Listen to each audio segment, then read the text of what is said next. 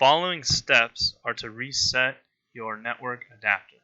First, go to the lower right-hand corner of your taskbar. There you will find the network icon. You will then right-click and select Open Network and Share Center. Once the window opens, on the left-hand side, select Change Adapter Settings. Once that opens, right-click on your Ethernet adapter and select Disable. You must have administrative privileges for this step.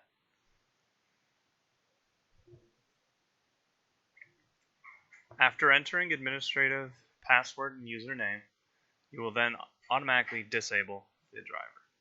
To re-enable, right-click and select Enable. You will also need administrative privileges for this task. And that's it. You've now disabled and re-enabled the network adapter.